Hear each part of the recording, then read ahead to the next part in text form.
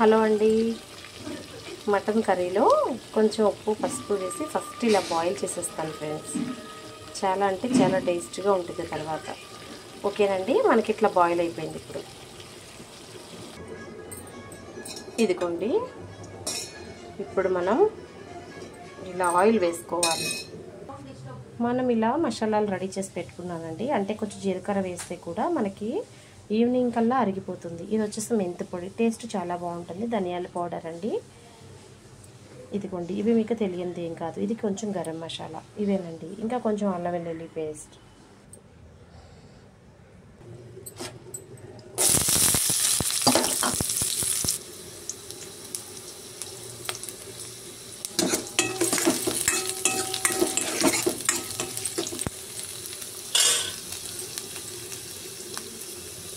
ఇదిగోండి, ఆయిల్లో కొంచెం అల్లం వెల్లుల్లి పేస్ట్ యాడ్ చేస్తున్నానండి.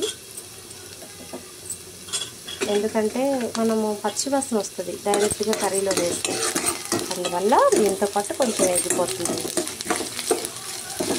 ఓకేనా అండి. ఒక కరివేపాకు రెమ్మ ఇలా వేయండి, ఎందుకంటే కూర మంచి టేస్ట్గా మంచి స్మెల్ వస్తుంది అనమాట. పసుపు వేసి, అంటే మన పెద్దలు ఆగిలు అంటారు కదా, నేను అలా బాయిల్ చేసి పెట్టుకున్నాను. అప్పుడు ఇంకా మనకి చాలా మంచిగా ముక్కకు ఉప్పు కారం పడుతుంది. ఇదిగోనండి, ఇప్పుడు మనం ఇవి మసాలాలన్నీ అల్లం వెల్లుల్లి పేస్ట్ వేగిందనమాట.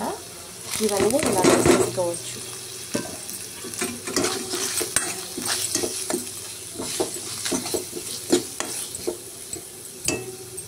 దానిలోకి ఒక చిన్న నిమ్మ చెక్క, ఏం పర్లేదు, గింజలు పడ్డా ఏం కాదు, అవి తీసుకోవచ్చు తర్వాత. ఇలా ఒక నిమ్మ చెక్క పిండి వేసుకోవడమేనండి. ఇదిగోండి ఫ్రెండ్స్, మసాలా చక్కగా వేగిపోయింది. ఇప్పుడు మనం ఈ బాయిల్ చేసుకున్న మటన్ అనేది దీనిలో వేసుకుందాం ఫ్రెండ్స్.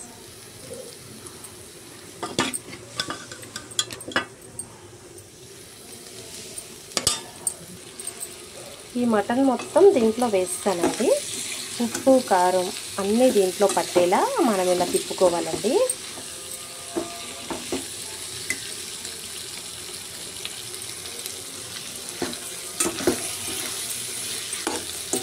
అడుగున మసాలాలు ఉన్నాయి కదా ఫ్రెండ్స్, అవి మొత్తం ఈ ముక్కకి పట్టాలి.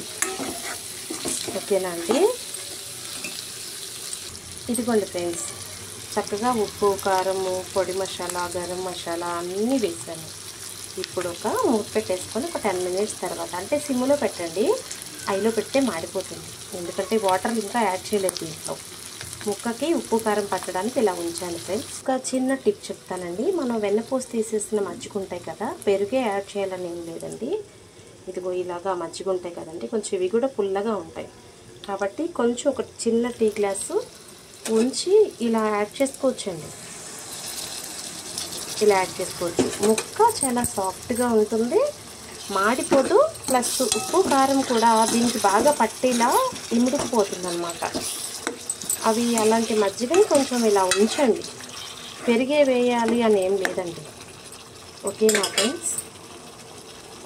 ఒకవేళ ఎంత ఉడికినా ముక్క కొంచెం గట్టిగా ఉంటుందనుకోండి, అంటే అందరింట్లో కుక్కర్ ఉండొచ్చు ఉండకపోవచ్చు, అలాంటప్పుడు అండి ఇదిగోండి ఒక చిన్న కొంచెం చిటికెడు తినే సోడా వేసుకున్నా సరే, లైట్గా కొంచెం వేసుకుంటే చక్కగా ముక్క బాయిల్ అయిపోతుందండి. అంటే కుక్కర్ ఉండాలి అని ఏం లేదు, ఇలా కూడా ప్రాబ్లం ఏం లేదు.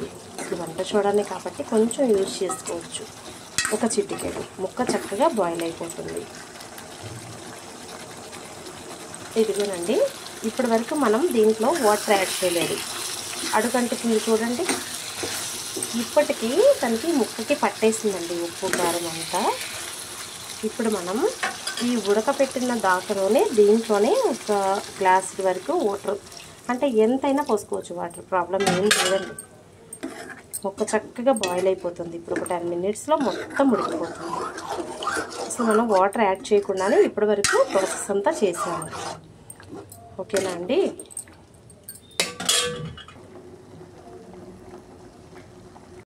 అదిగోనండి, చక్కగా బాయిల్ అయిపోయింది కదా, నూనె పైకి తేలుతుంది, చక్కగా బాయిల్ అయిపోయింది ముక్క.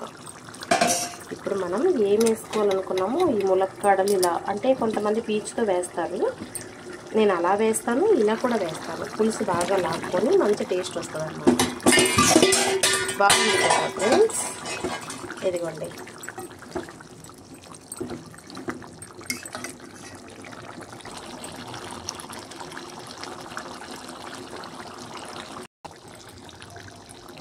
ఇదిగోండి ఫ్రెండ్స్, చక్కగా రెడీ అయిపోయింది. ఇప్పుడు కొంచెం మనం కొత్తిమీర పెద్దగా కట్ చేసుకోవచ్చు, కర్రీలోకి కదా.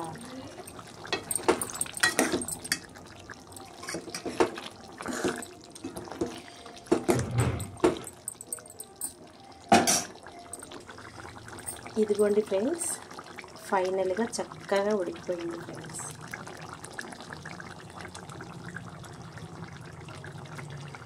నూనె కూడా చక్కగా పైకి తేలుతుంది. ముక్కు కూడా చక్కగా బాయిల్ అయిపోయింది ఫ్రెండ్స్, చక్కగా. ఓకేనా అండి? వీడియో నచ్చితే లైక్ చేయండి, షేర్ చేయండి, సబ్స్క్రైబ్ చేసుకోండి ఫ్రెండ్స్.